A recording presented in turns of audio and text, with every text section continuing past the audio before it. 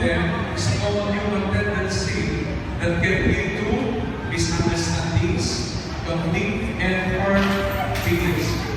It is important to remember that every individual is unique. Kung natin kalimutan nila, na hindi tayo pare-pareho. Sabi ko sa inyo, hindi tayo pare-pareho. Amen? And as the Lord story, bigyan na tayo ng story ng buhay, experiences, karanasan, and struggles that may not be immediately apparent. So kapatid, sigarin namin sa ilagay, kaya sa mga natin naman, kasi basta natin ito, nakikita mo kayo, na tayo po ngayon, maging makahusga, mapagmahal sa ating kapwa. Nakikita mo kayo. Kasi pag hindi tayo mahinga, maaaring ang magdulot sa atin na tinatawag na hindi pa pinakatulungan ng alitan, which is true. Which is yun talaga yung nangyari. Kaya dapat sa atin, bago mo sabihin ng isang bagay, lumagay ka sa kamanos niya. Nakikita mo kayo? Sabihin mo mahalaga yung sinasabi ng teacher na yung word of God. Nakikita mo kayo? Mahalaga na bago magsalita, lumagay ka muna sa kamanos niya. Kasi minsan, iba hataw tayo na hataw, hindi natin alam, yung tao pala kita may pinagdaralan. Yung tao pala kita kaya nagawa niya bagay na ngayon, ay sa pagkakmeron siya, dahil na sabihin sa inyo kami, kaya kapatid, avoid judging others. Amen po ba? So, hashtag, di ba? Beware, avoid judging others, avoid being judgmental, sapagkat sabi nga, sabihin mo sa kapatid mo, kapatid, pakinggan mo ito, bawal judgmental. Ang tanong, sabihin mo sa kanya, ang tanong, judgmental ka lang. Amen? Talaga naman tumating sa atin yung judgmental tayo. Pero hindi natin alam kung kayo mahirap na rin. Diba? Kaya tinanong natin natin sarili, balansin natin, mamamaya, mawalay na muna ng isa, apat na ganito na sa atin.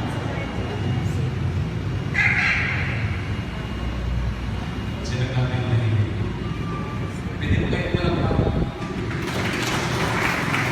Sabi ko ni Lisa, a word of advice. A word of advice is, when you judge someone, it doesn't define the person that you are judging. It defines you. Kaya makahingan po tayo sa pag-aaral. Sabi ko sa katabi mo, maging mahingan ka sa pag-husga. Amen?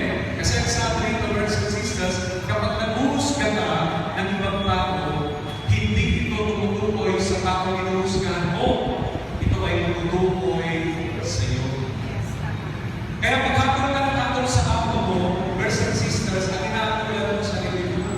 Pinapakita mo din yung karakter mo. Pinapakita mo din yung pag-ugali mo. And including that, gusto ko kukunin yung sinabi ni Michael J. Fox sa Pulitong Artista. Ito na kayo. Amen? So, yung pinagdudaan niya sa pinito na yung sikat-sikat ng back to school, ano ba? Back to the Philippines, back to the Philippines. May future nga. Sabi ni Michael J. Fox, tingin ko sa akin, the least amount of judging we can do, the better off we are. So yung pinakamaliit na nagawa natin ng pag-husga, versus isa na magagawa natin, ang pinakamaliit na pag-husga na magagawa natin ay mas mabuti para sa atin. Kasi ang pag-husga ay tikmangan niya. What you sow is what you reap. Sabi ko sa katabi mo, pag nag-husga ka, huhusgahan ka rin ayon sa ginamit mo. Kung ginamit ko kutsara, kung ginamit ko sandok, kung ginamit ko pala, kung ginamit ko traktora, rin. Kung meron lang, traktora rin. Gusto niyo pa ba nagtagal? Tama. Sabihin sa iyo, kami naman. So, simplified natin yung message. How can we avoid judging others? Or should I say, how to be less judgmental? Sabihin natin, paano natin, okay na parang dito lang ng isang po. Sabay po tayo. Sabihin natin na malakas, paano natin may iwasan ang paghuhusga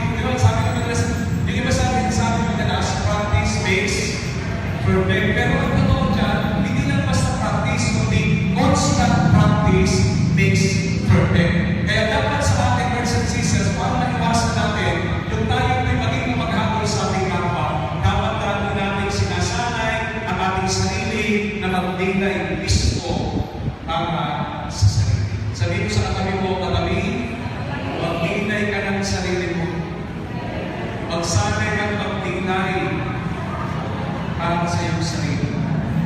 Self-reflection is the practice of examining oneself in the light of God's Word.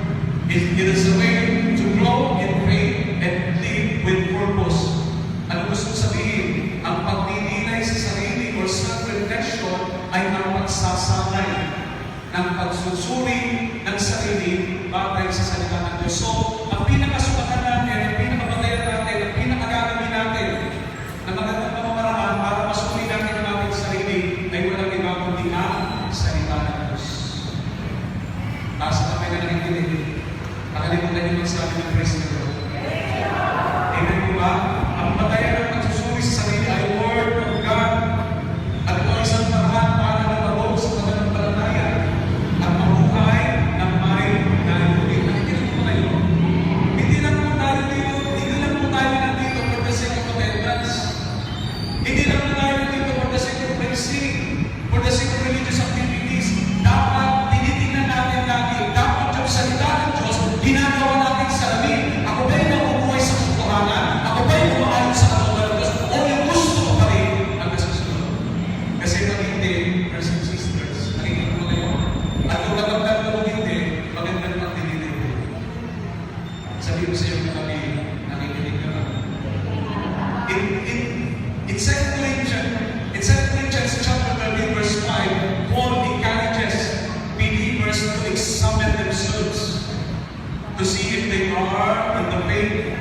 Ito yung sinabi ng Apostol Pablo sa mga taga-Corinto at maging sa mga taga-Tibago na ngayon po nakikinig sa magandang lalaki ng mga teknya. Sa laking mga pamiko.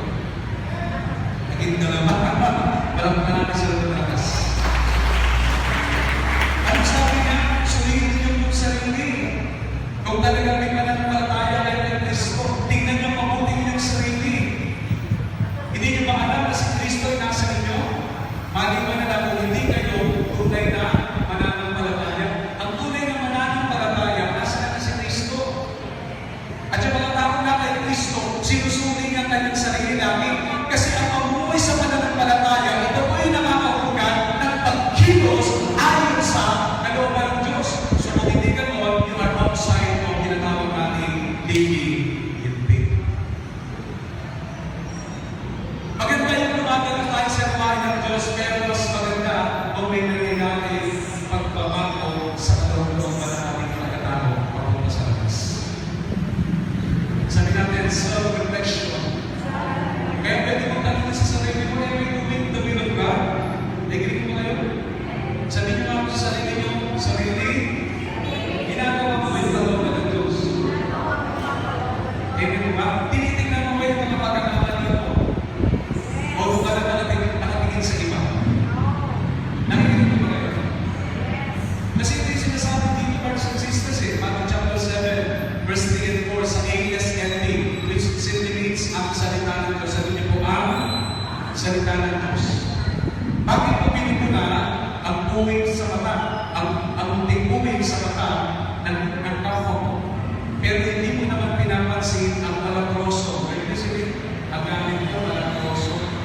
Malagroso, sabi ko, brothers and sisters, buwing sa mata mo. Paano masasabi sa kanya kapag tutulungan kita kalisin ang buwing sa mata mo, ganyan may malagroso buwing sa iyo. Kaya sabi ko, avoid judging others. At para na iwasan natin yun, dapat tayo ay natin nagdidinay-dinay para sa ating sarili. Mas magandang tingnan natin yung ating sarili kaysa yung ating kapwa. Sa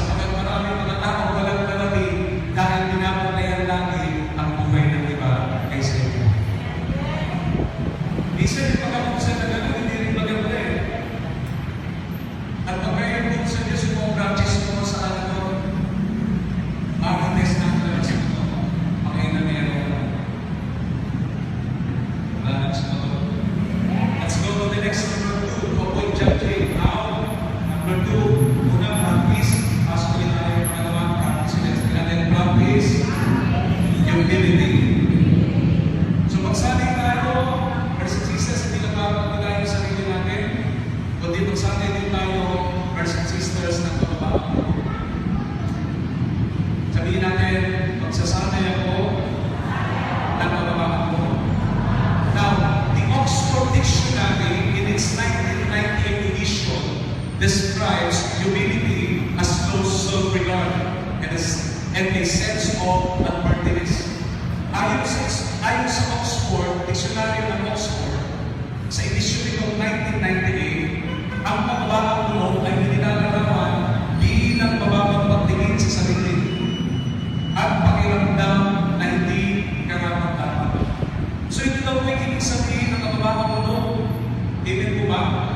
Yung mababang pagtingin sa sarili at pakiramdam na hindi karapat-dapat. Dapat ganito tayo laging doctor. Nakikinig ko kayo? Kasi minsan may mga tao na kasama lang sa pagdating ko. May mga tao na nakakilala na kayo, akala ko mag-usga sa ito. Nakikinig ko kayo. Pag nagkamali, impyerno ka.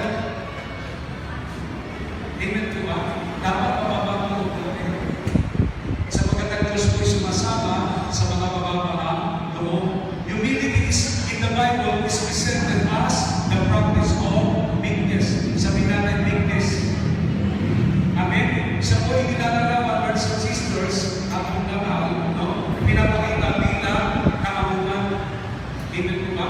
Sabihin ko sa iyo katabi, mga ako, hindi nangangagat.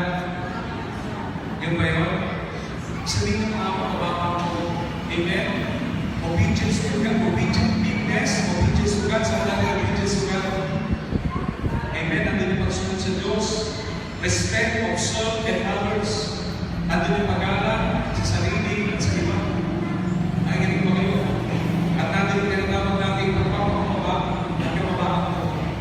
Tandaan natin, brothers and sisters, kahit matapang mo, nagkamali sa ito, dapat ipalang tayo ng maayos. Na para siya hindi nag-asala. Amen po ba? Kasi mas mamunin ko siya doon eh. Amen mga tao kasi, isang kunting pagkakamali lang, grabe yung nandun balik. Amen? Balik na rin tayo ng balisa, pero iba, respeto pa rin. Kaysa ito. Ikaw, bakit ako galing tayo? Nakakalaman kayo. Amen mo kayo. Amen? Ikaw, masyado lang tayo sa pagsakin. Ikaw, napapala pa rin. Amen ba? Mababa. Amen? Para magbasa natin yung pagkakaroon sa ating kapwa, dapat tayo po yung mababa. Nandun yung kapagitan. Anong sabi dito, brothers and sisters? Dito na lang natin sa ilagay. Sabi ko sa Tagalog, ang Colossians chapter 3, verse 13. Ang tao ng kababalan ko, are you listening? No? Bago yan, ang mga tao ng kababalan ko ay pinumuna ang pangangailangan ng iba bago ang sarili. Nagsasakripisyo para sa pagmamahal sa kapwa. Yung tao ko na minsan gusto ko lang patayin. Amin ba? Pero pinipili ko pa rin ibigin. Di ba? Pagmamahal ko yun. Kapabalang ko po yun. Amen po ba? Kasi hindi madali yun eh. Totoo yun eh. Lalo-lalo na wala tayong nanay na sa bahay natin sa pamilya. Hindi lahat naman talaga yan. Okay? Yan ang nagpapahin pagtulog lang. Hello? Hello din po ba? Di ba? Bakit naman pa rin sa pag-isyo ko? Hindi mo naman makuha sa pagkakuyan eh. Hindi mo makuha sa pagkakuyan eh. Kami ang hindi natin kaya, buhurin natin. Hindi natin kaya, bigay natin sa lapak natin sa mga. Ito lang yung sinasabi ko mga kapatid. Ang sabi ko, brothers and sisters, buhurin natin yung verse 13 na Colossians chapter 3, verse 13. Magpasensyahan kayo sa isa't isa at magpatawaran kayo kung may pinakit kayo kanina dahil pinatawad din kayo ng Panginoon. Sino po dito yung maamin na sa pinatawad din ng Panginoon? Kahit nasa tabak pa, kahit na marami siyang pagkatasan sa sigawan. Kaya kung pinatawad ka ng Diyos, sino tayo para hindi makawalan ng pagkakas? At yung pagpapatawad sa kapwa ay magpapakita ng nawawalan ng pagkakas. Sabihin mo sa katabi mo, straight to the point. Sabihin mo sa kanya, sasabihin ko sa iyo ito, hindi ko alam kung paano tatanggapin. Sabihin mo sa kanya, mayaman na tao ka kapag hindi ka marunong ng tao. Saan malaking hambog kapag hindi ka marunong magpatawad?